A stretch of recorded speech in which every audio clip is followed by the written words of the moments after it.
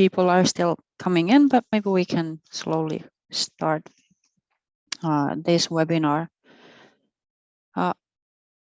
Warm welcome to all of you.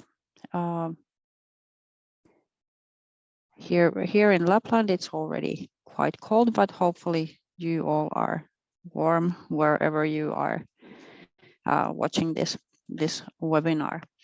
My name is Anu Harju-Myllyaho, and I will be hosting this webinar for you today. This is the second webinar from the Tourbit Go Digital Skills webinar series. And today's topic is digital marketing. And today we dive a bit deeper to the world of digital marketing, as the last webinar was more about strategy and content. Today we dive deeper into the question how, and get hands-on advice and examples for digital marketing purposes.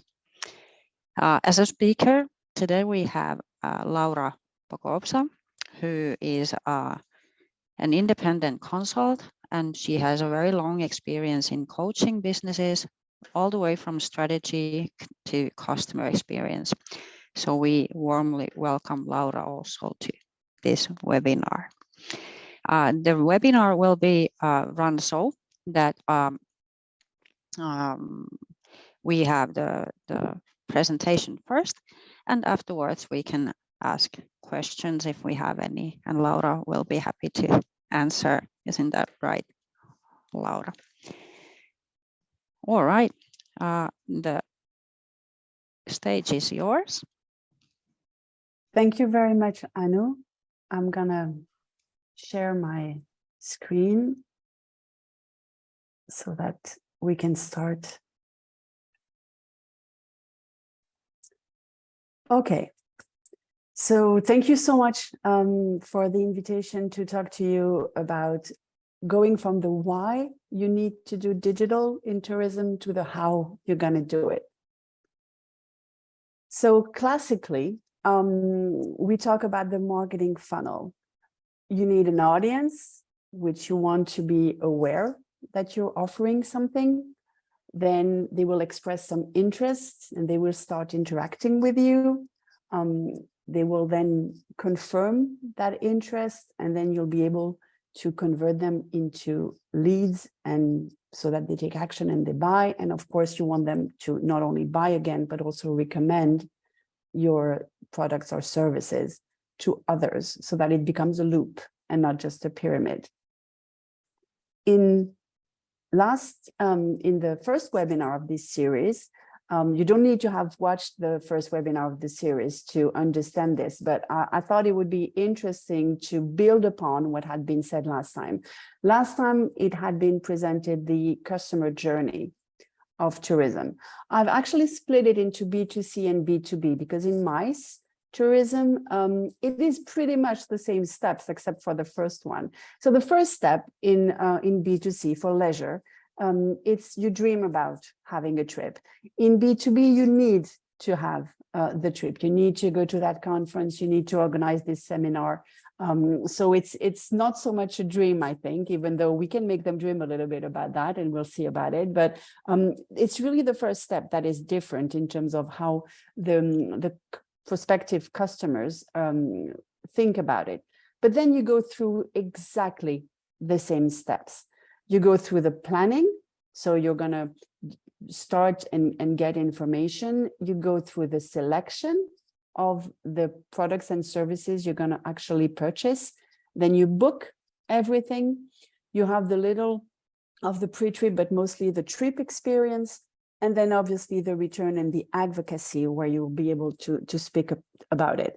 So let's keep that customer journey in mind while I go through the different ways we can use digital to promote products and services in the tourism industry. And we'll end again with that customer journey where we'll make everything fit together, hopefully.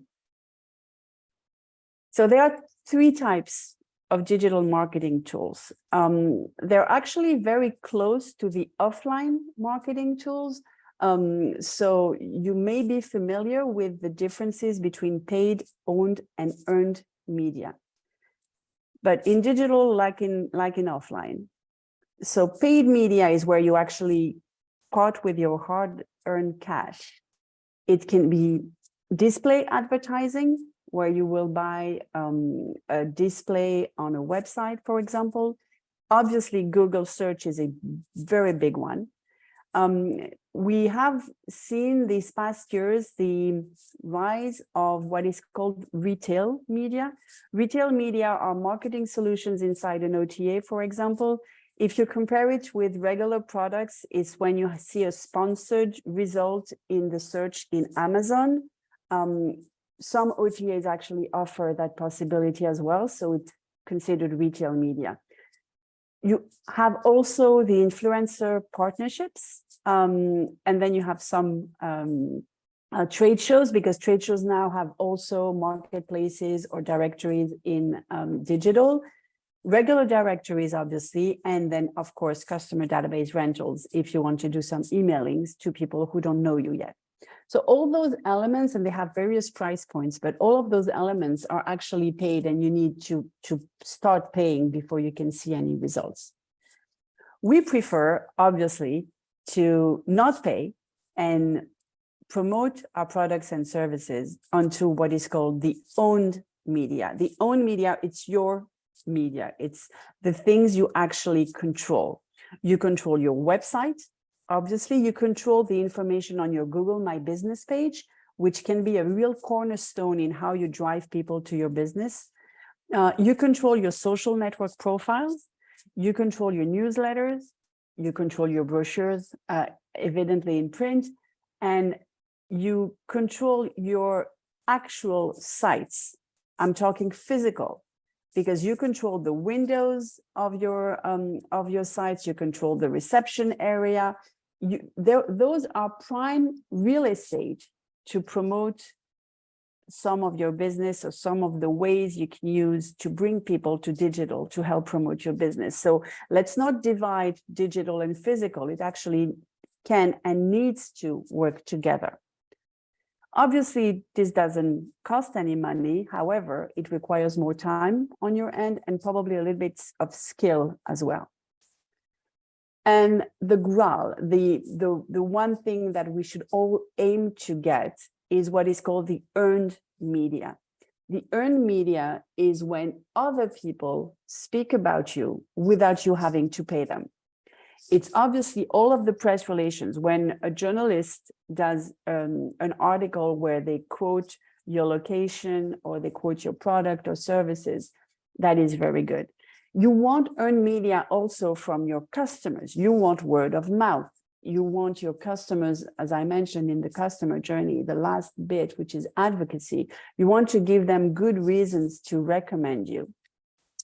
Obviously, the review sites and everything where you will earn reviews, including your Google My Business page, the 5 stars, that is earned media, because it's not only it speaks about you, but it gives details and it gives recommendation if the reviews are good, obviously. You can also have earned media when you have user-generated content on social media. It could be a guest that is actually sharing a picture of their stay with you, or we can also entice them to do that. But that user-generated content, like the reviews, it's if it's really genuine and if it feels genuine, it goes way further in convincing your prospective customers to actually buy your products or services. Sometimes, not often, but sometimes you actually get social influence for free. It could be a spontaneous influencer post because they pass by, or they just so happen to be at your location. It even can create some trouble. There's a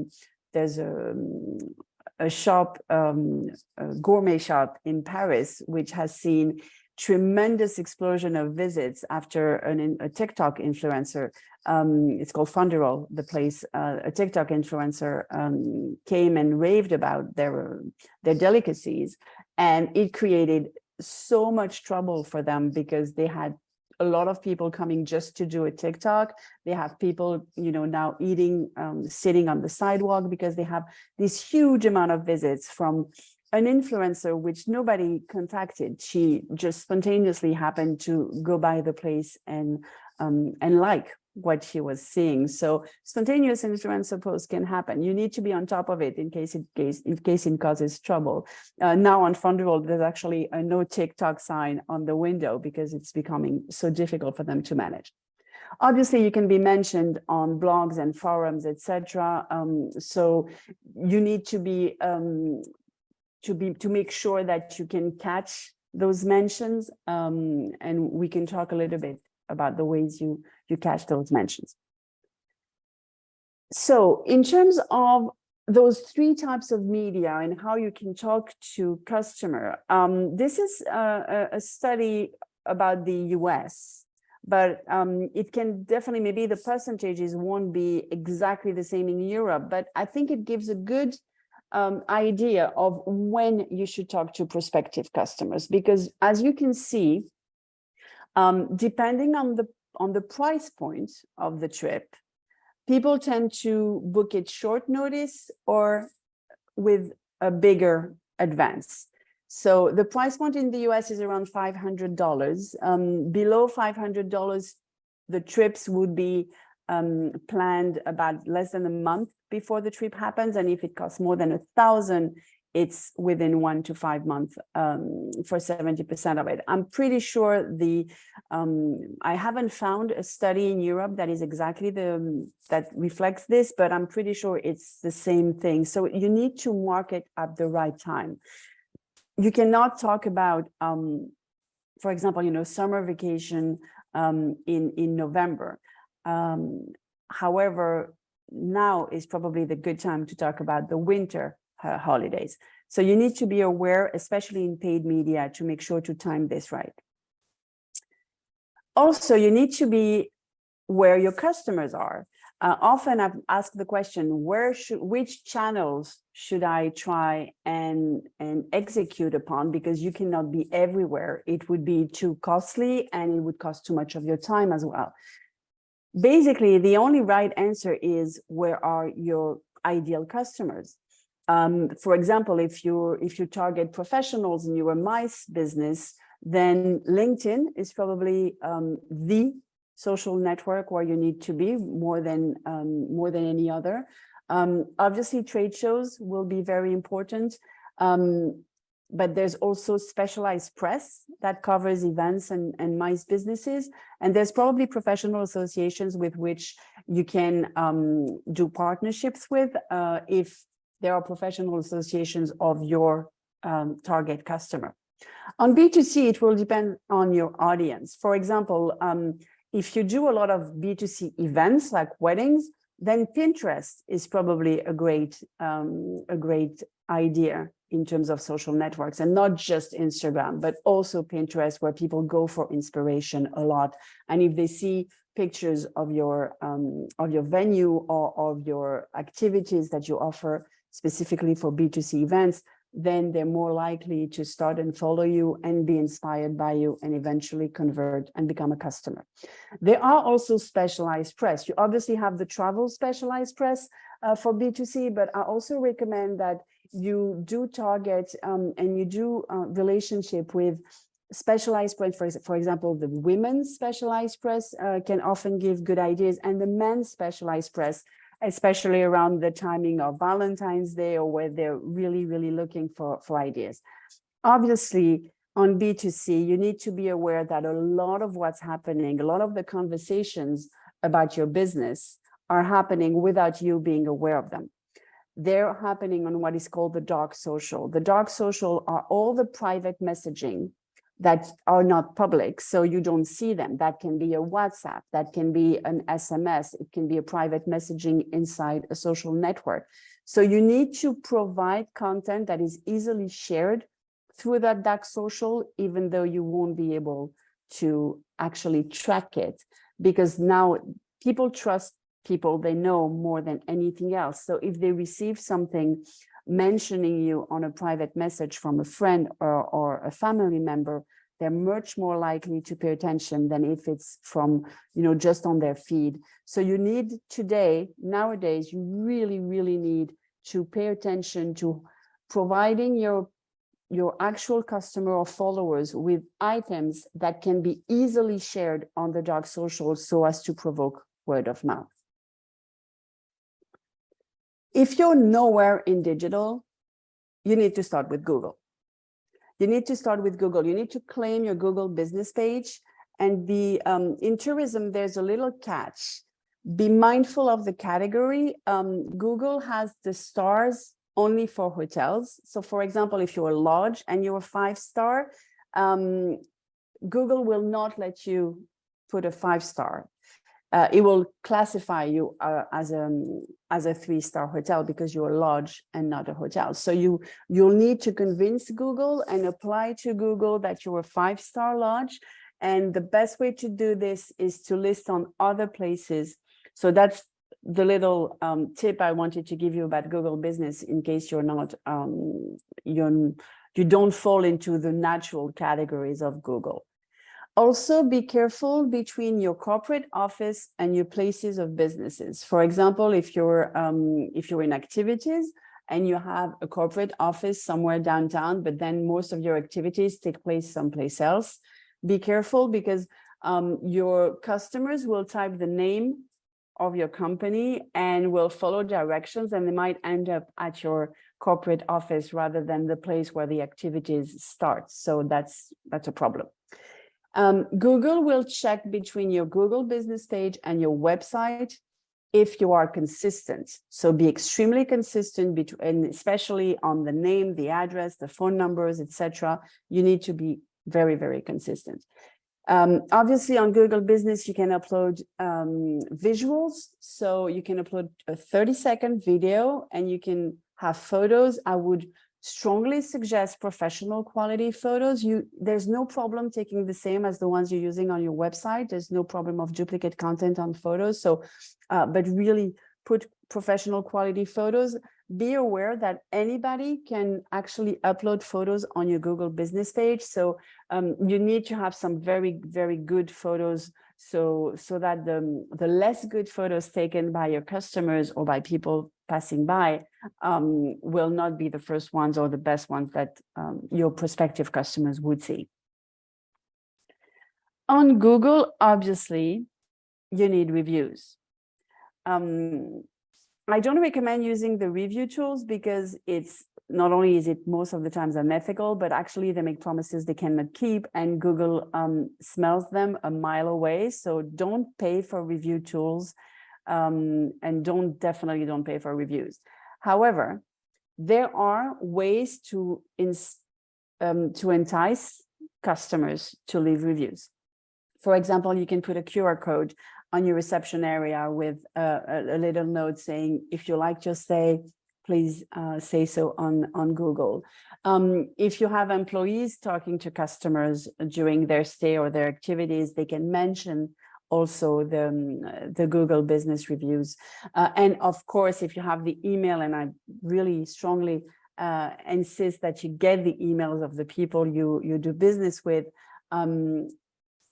send them a thank you email after stay that has a little nudge, again, with a link to your Google business page. Because when people will look for your activity, for example, I work with a wine bar, a wine tasting bar here. I live in Bordeaux, by the way. I know it's 30 degrees this afternoon planned, so we're not yet in the cold. But this wine bar did a great job of really enticing people just as they were leaving, just after they paid.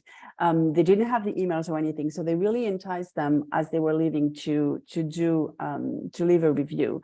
And after just a couple of months of opening, they were having 4.9 out of 5 on Google. And when any cruise ships that stops in Bordeaux from far away, and there's a lot of Americans and British coming to Bordeaux to do wine tasting. If you're inside Bordeaux and you type wine tasting bar, then they're the best ranked on Google, and they get a lot of new customers coming because of that ranking. one thing I cannot stress enough is that in all your communication on social media, don't sell. You need to establish a relationship. You need to become the expert about a region, about an activity. You need to be a trusted source of information and not the hard sales, used car sales guy that nobody wants to talk to. So you need to choose angles that will reflect your values and the history of the place or the activity or the reason why you chose to do this, and not focus on the promotional. On digital, the hard sell used to work, it's not working anymore. Obviously, a well-timed promotion will generate conversions, but it cannot be the only way you speak to your prospective customers. For example, this is a lodge it's a lodge in Vendée in France. It's an area of France, and it's domaine insolite, so it's really like the funny type of sleeping arrangements. It can be yurts or in the trees and that sort of thing. Their Instagram page is about the couple running it. It's about why they do this, what are their values. You see, for example, 4 tips for an ecological watering of your vegetable garden.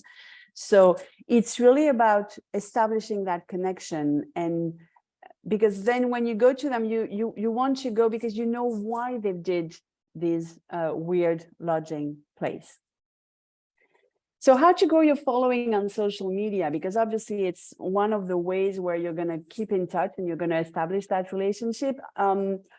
You can do social media contests and of course, influencer or other activities, partnerships. When I mention other activities, for example, you're in a region and you have lodging, then you can partner, no money involved, but like a collaborative partnership with a chef that can come to the lodge to do some food, with a yoga instructor, with the bike rental next door that you will recommend to your guests to go to. So you can start in creating those little ecosystems around you so that you can talk about each other and share your following.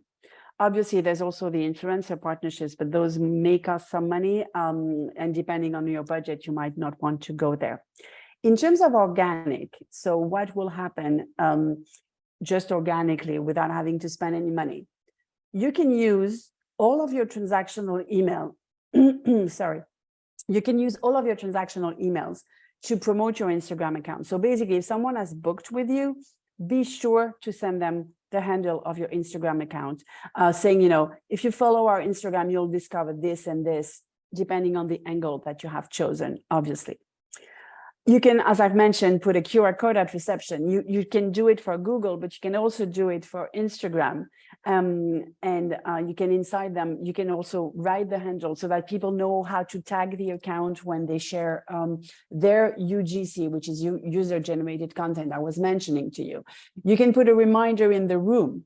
Don't be shy of putting reminders in the room if you're lodging, or for example, if you're doing some water activities and you give life vests to people, maybe you can flog those life vests with your Instagram account. I mean, use every possibility to remind your guests and your clients of where they can follow you. What works really, really well is to create an Instagram spot on the grounds. If it's a hotel, it can be in the park. If it's an activities, it can be somewhere in the reception area with, for example, if it's a boat thing oh God, I'm forgetting the word, the sail of the boat, so that people can take pictures with a little thing, a little billboard that mentions your account exactly on the spot so that they know how to tag you, etc. But there are ways to encourage people to share. For example, I've mentioned some example of contests, sorry, not context, contest, there's a typo there. You can do a photo contest on social media. You can do a wish list contest, and the wish list, obviously, this is also a great way to promote with multiple partners. If you're, I mentioned the wine tasting, this is actually for a brewery, but you can do some scavenger hunting.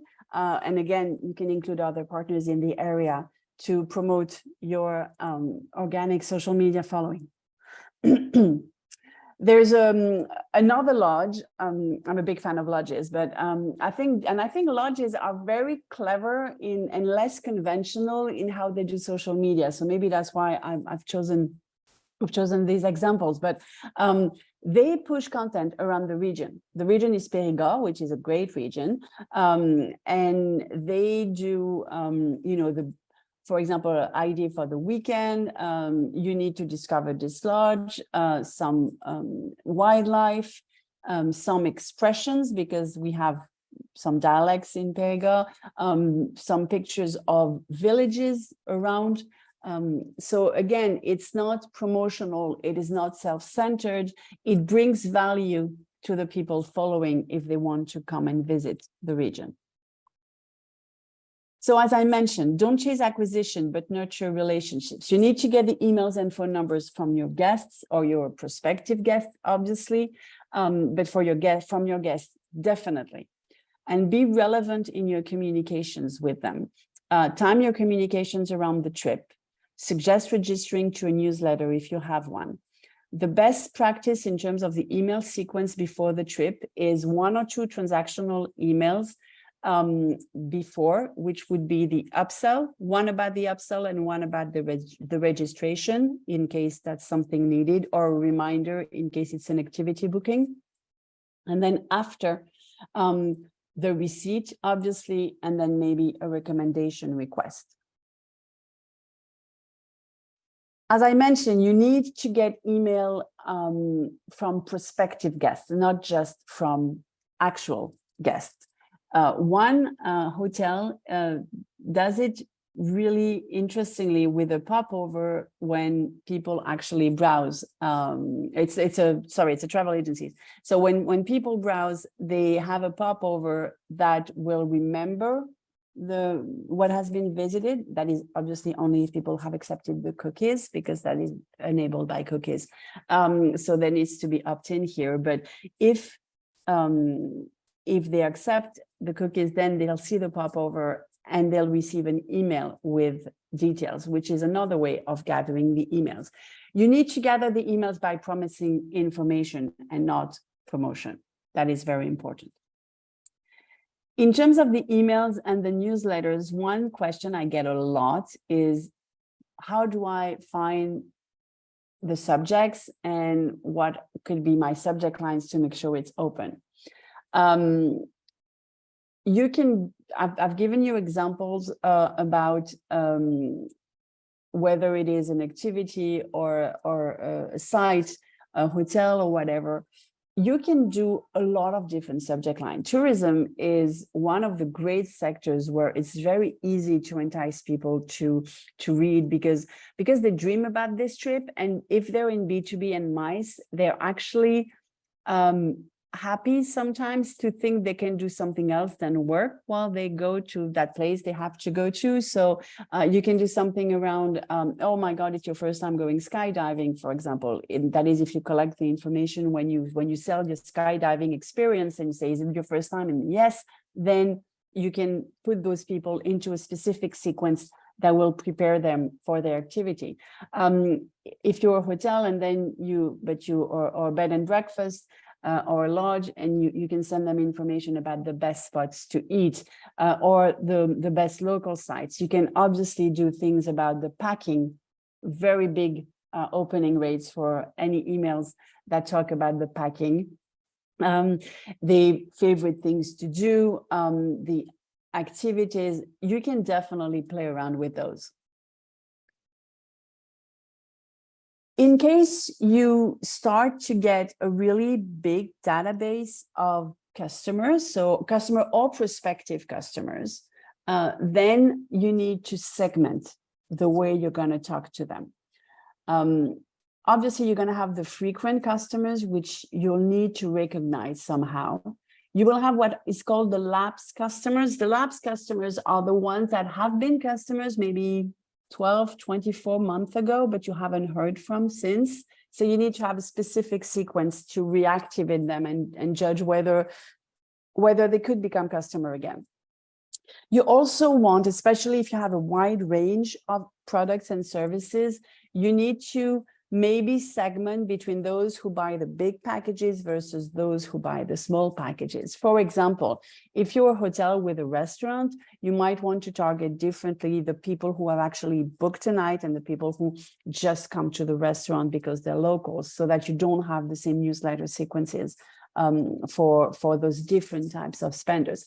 That doesn't mean that you don't talk about the hotel to the restaurant goers, because maybe the restaurant goers being local, they can actually advocate for you for your hotel, but you won't have the same way of speaking about the hotel than you would to the hotel goers who have already stayed a night in your hotel. So you see, that's where you can start and becoming very precise. So if I go back, I promised you that it would be going around. How do you use which channels, mixing paid, earned, and owned at each step of the customer journey? To make them dream, you can use social media, obviously. You can use press articles if you have a journalist coming to cover your activity or your site. Trade shows, if you're in B2B, obviously. We mentioned a lot social media. I didn't talk a lot about the blog. So the blog is very interesting for two reasons. One, it can be somewhere where you redirect people from your newsletter, for example. The newsletter doesn't have to have a lot of information on it. It can be quite short, but then with the title of the articles of your blog so that people can actually click and get onto your website, which is always very interesting because once they're there for the blog, maybe they can go around and end up booking. But also for the SEO. So for Google, for example, somebody planning a trip to, I'm not going to say Paris because there's too many blogs around Paris, but for example, for Bordeaux, which has less blogs, then having a great article very highly ranked on Google. If somebody wants information about Bordeaux and you have this great article that Google puts on top of the search, and that you can, it's actually interesting when they start to read it, and it's bringing them because you did the right net linking inside your own blog so that it gives them they click on the second article and then on the third article, and then they finally arrive at your offer. Blogs are a great way to get people to discover you in the dream and the planning and the selection phase. The newsletter, as I mentioned, the blog can also be a way to get people to sign up for your newsletter. WOM is obviously for word of mouth. Basically, who hasn't dreamed about going to a trip when they talk to their friend who just returned from the trip and mentioning what great landscapes they saw, what great activities they've been to. That's always, again, as I mentioned in the beginning, we trust the people we know the most more than we trust strangers. So that's very important. Obviously, the tourism offices are a great place where people start dreaming, and that can be, for if they're thinking about a destination, that can be their first stop. So being well listed on those directories, etc., is also very important to be considered at this stage. And obviously paid media, whether it be that you buy some words, some keywords from Google, or whether you do some display in some or retail media around the destination, for example. Then you go into the planning, and in the planning, that's where people will start looking at Google Business. That's where they will start browsing your website for your website, and not just for the blog, but really for your offers and your booking process and your prices and everything. The trade shows, again, for the B2B, the newsletters and the OTAs in the planning stage. The OTAs are not so much used for inspiration, but once people have a destination in mind, or a type of activity in mind, then they will start and browsing the OTAs. Obviously, the traditional agencies, we didn't mention a lot of the offline tools, but the digital doesn't live in a vacuum. We're still human beings in the physical world. So it could be that, you go through a street and then you see a window of a traditional agency and you see the same name. It's about the destination you're looking about. I mean, traditional agencies are still for some people, and traditional agencies are very much used in MICE because they simplify the process of large group bookings, for example. And then again, the paid media. If we go into the selection phase is really where people are now down to 2, maybe 3 options, and they need to be convinced. That's when they will probably go back to your social media. That's where you can clinch them. But again, your own website, your Google business page and the reviews, and the ambassadors or indirect channels that can be the OTAs and the traditional agencies can really help. When they book through your website. The paid media can also clinch them. Where you go into a more personal relationship with them is obviously after they've booked, because after they've booked, you know exactly what they want. And that's when you can start having one-to-one emails with them and start really expanding on that relationship that you're building with them in order to prepare not only for a great experience during the trip, but also for a great advocacy after the trip, so that it can become a loop and their advocacy will become somebody else's dream. So the pre-trip and the trip can be, you can have obviously newsletters that are more personalized in terms of the matter and the subjects. You can obviously start making them dream on social media, but mostly you can really send them one-to-one emails, as we've mentioned. If you have the opportunity to do a login section on your website, a section under login, so when they have booked, whether it's an activity or a hotel or even restaurants sometimes do it, they have exactly their reservation. You can do upsell on there. You can send them from that login page some additional thing. You can invite them from that login page to invite the other people that will be part of the trip, so that you double or triple or quadruple your customer base, and you make sure that everybody in the family can access the information, so that the kids can convince the parents to do activities that you upsell, for example, and that sort of thing. So that is really important, that you capitalize on that one-to-one relationship with your customers, because that is how you do upsell, that is how you prepare for advocacy, and that is also how you prepare for repeat business. After the trip, you need to make sure you generate the reviews so that it's written in stone, it's on the review site, on your Google business, etc. You need to entice them to share on social media a lot of things, and maybe you have a referral program.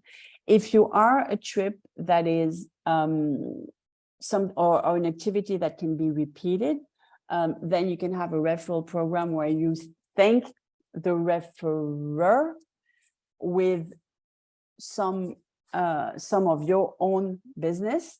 If it's a once in a lifetime trip, for example, you're, an Australian visiting Bordeaux probably won't come back next year, but you can definitely send him a gift if he refers somebody, for example. So you need to find the right incentives for people to act upon it and start that word of mouth spiral rolling. We've talked a lot about how to do things in terms of how you relate to the customer, but we haven't talked about the tools to do that. So just before I open the floor for question, I wanted to let you know about the must-have and the nice-to-have. The must-have is definitely a CRM with a transactional emails process. You need booking and payment on your website. That is very important. You need an emailing tool for your newsletter, which is not the same thing as a transactional email. And I recommend you have Canva and CapCut for easy creation of social media, whether it be still images or videos. It would be nice to have some fancy site functionalities like the popover I showed you, and some marketing automation like the email sequence for non-customers. If you visited this page, then you enter into a funnel where I will send you more information about the page you've been looking at, even though you're not one of my customers yet. But that is only a nice to have. You need to cover the basics before you go into those. And that's it. Do you have any questions?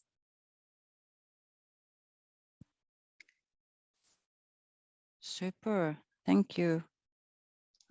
Thank you so much, Laura. This was super interesting. Even though I would like to go first with the questions, I will ask first from the audience if you have any questions for Laura. Then now is your chance.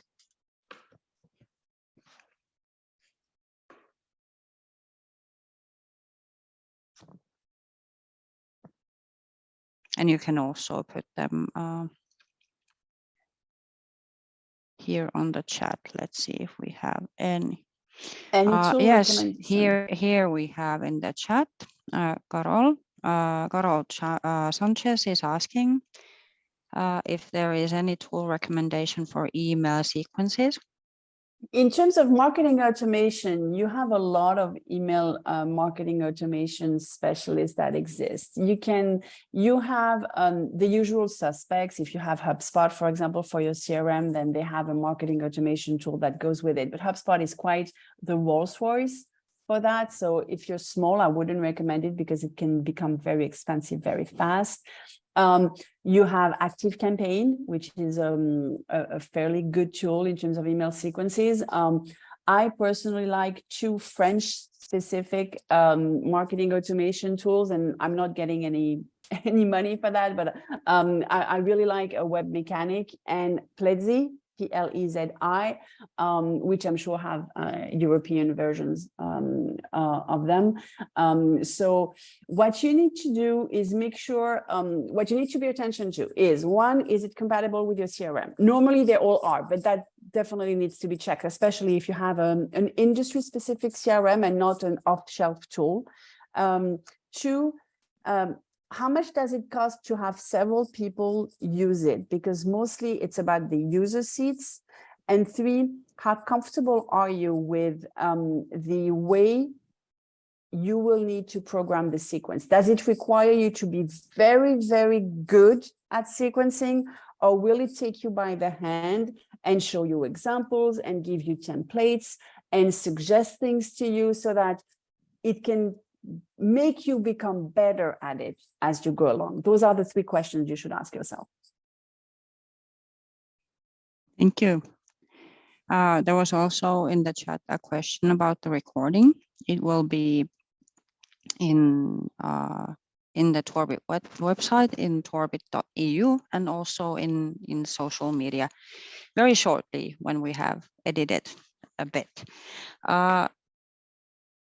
Then I also have one question. You got me very excited about this, Laura, these tools, but as you said, we are also these kind of physical beings in physical world. What do you think? How much does it? How much the way we act in the physical world in our companies? How much does it impact the way we are shown in social media? Or if we do a lot of social media marketing, for example, and then we don't walk the walk in a way, do you have any recommendations on that kind of situations? You've actually mentioned one of the biggest problems and one of the biggest areas where customers expect you to walk the walk.